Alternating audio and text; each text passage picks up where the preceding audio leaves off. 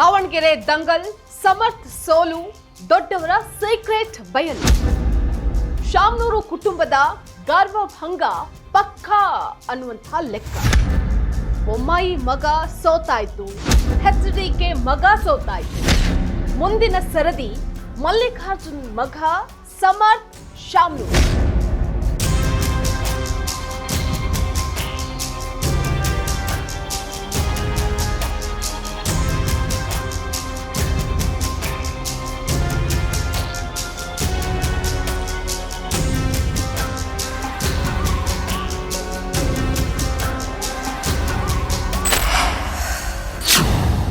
Ladies and gentleman, ಯಾಕೋ ದೊಡ್ಡವ್ರ ಮಕ್ಕಳಿಗೆ ಉಪಚುನಾವಣೆಯಲ್ಲಿ ಸೋಲು ಅನ್ನುವಂಥದ್ದು ಕಟ್ಟಿಟ್ಟ ಬುತ್ತಿ ಅನ್ನುವಂತಹ ಅಘೋಷಿತ ನಿಯಮ ಮುಂದುವರಿಯುತ್ತಾ?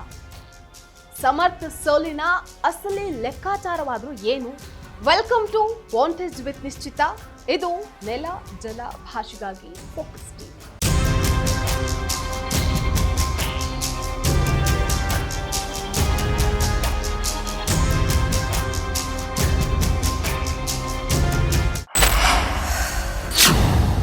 ಕರ್ನಾಟಕದ ರಾಜಕಾರಣದಲ್ಲಿ ಶುರುವಾಗಿರುವಂತಹ ಹೊಸ ಟ್ರೆಂಡ್ ಏನಪ್ಪಾ ಅಂತಂದ್ರೆ ಟಾಪ್ ಲೀಡರ್ಗಳ ಮಕ್ಕಳನ್ನ ಚುನಾವಣೆಯಲ್ಲಿ ಸೋಲಿಸೋದು. ಬೊಮ್ಮಾಯಿ ಮಗ ಸೋತ್ರು, ಕುಮಾರಸ್ವಾಮಿ ಮಗ ಸೋತ್ರು, ಈಗ ಮುಂದಿನ ಸರದಿ ಶಾಮನೂರು ಮಲ್ಲಿಕಾರ್ಜುನ್ ಮಗ ಅವರದ್ದು ಅನ್ನುವಂತಹ ಮಾತು ಕೇಳಿ ಬರ್ತಾ ಇದೆ. ಅದು ನಿಜ ಆಗ್ಬಿಡುತ್ತಾ ಹಾಗಾದ್ರೆ?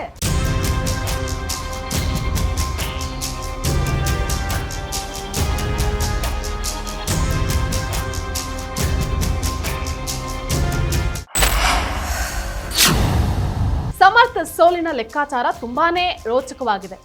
ಇತ್ತೀಚೆಗೆ ನಡೆದಂತಹ ಶಿಗ್ಗಾವಿ ಹಾಗೆ ಚನ್ನಪಟ್ಟಣ ವಿಧಾನಸಭಾ ಕ್ಷೇತ್ರದ ಉಪಚುನಾವಣೆಗಳೇ ಈ ವಿಚಿತ್ರ ಲೆಕ್ಕಾಚಾರಕ್ಕೆ ಸಾಕ್ಷಿಯಾಗಿದೆ.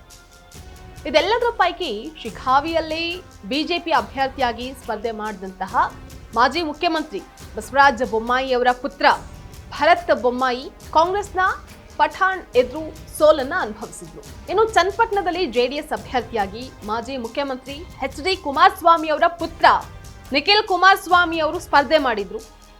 ಆದ್ರೆ ಕಾಂಗ್ರೆಸ್ನ CP ಯೋಗೇಶ್ವರ್ ಅವರ ವಿರುದ್ಧ ನಿಖಿಲ್ ಕೂಡ ಸೋತ್ರು. ಈಗ ದಾವಣಗೆರೆಯಲ್ಲಿ ಶಾಮನೂರು ಸಾಮ್ರಾಜ್ಯದ ಕುಡಿ ಹಾಲಿ ಸಚಿವ SS ಮಲ್ಲಿಕಾರ್ಜುನ್ ಅವರ ಪುತ್ರ ಸಮರ್ಥ್ ಈ ದಾಖಲೆಯನ್ನ ಮುರಿದು ಗೆಲ್ತಾರಾ ಇಲ್ವಾ?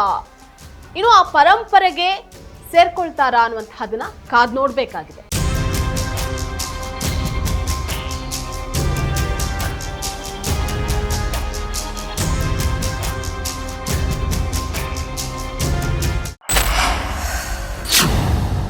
ಈ ಲೆಕ್ಕಾಚಾರಕ್ಕೆ ಬಲ ತುಂಬುವಂತಹ ವಾತಾವರಣ ಏನಿದೆ ದಾವಣಗೆರೆಯಲ್ಲಿ ಅದು ಸೃಷ್ಟಿ ಕೂಡ ಆಗಿದೆ.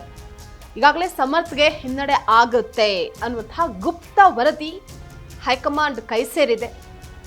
ಮುಸ್ಲಿಮರ ಸ್ವಾಭಿಮಾನವು ಕಾಂಗ್ರೆಸ್ ಪಕ್ಷಕ್ಕೆ ಹೇಗೆ ಅಶಿಸ್ತು ಅನ್ಸುತ್ತೆ ಅನ್ನುವಂತಹದ್ರ ಚರ್ಚೆಗಳು ಕೂಡ ಈಗಾಗಲೇ ಪ್ರಾರಂಭ ಆಗಿದೆ.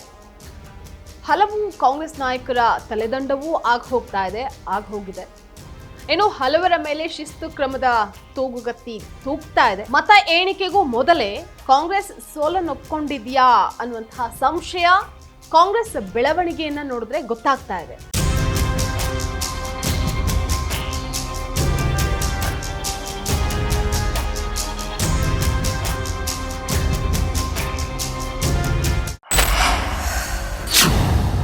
ಒಟ್ನಲ್ಲಿ ಈ ಉಪಚುನಾವಣೆ ಅಂತ ಬಂದಾಗ ದೊಡ್ಡವರು ಮಕ್ಕಳನ್ನ ಗೆಲ್ಲಿಸಿಕೊಳ್ಳುವಂತಹ ನಿಟ್ಟಿನಲ್ಲಿ ವಿಫಲರಾದ ಉದಾಹರಣೆಗಳು ಇತ್ತೀಚೆಗೆ ಹೆಚ್ಚಾಗ್ತಾ ಇದೆ. ಈ ಎಲ್ಲಾ ಗೊಂದಲಗಳನ್ನ ಮೆಟ್ಟಿ ನಿಂತು ಕಾಂಗ್ರೆಸ್ ದಾವಣಗೆರೆಯಲ್ಲಿ ಗೆಲುವನ್ನ ಸಾಧಿಸುತ್ತಾ ಅಥವಾ ದೊಡ್ಡವರ ಮಕ್ಕಳ ಸೋಲಿನ ಸರಪಳಿ ಮುಂದುವರಿಯುತ್ತಾ? ಬಿಜೆಪಿಯ ಶ್ರೀನಿವಾಸ್ ದಾಸ್ ಕರಿಯಪ್ಪ ವಿಧಾನಸೌಧಕ್ಕೆ ಎಂಟ್ರಿ ಕೊಡ್ತಾರಾ? ಶಾಮನೂರು ಕುಟುಂಬದ ಗರ್ವಭಂಗ ಆಗುತ್ತಾ? ಕಾದ್ ನೋಡ್ಬೇಕಾಗಿದೆ. ಇದಾಗಿತ್ತು ವಾಂಟೇಜ್ ವಿತ್ ನಿಶ್ಚಿತ. ಎಕ್ಸ್ಕ್ಲೂಸಿವ್ ಸುದ್ದಿಗಳು ಮತ್ತು ವಿಶ್ಲೇಷಣೆಗಾಗಿ ನೋಡ್ತಾ ಇರಿ ಫೋಕಸ್ ಟಿವಿ.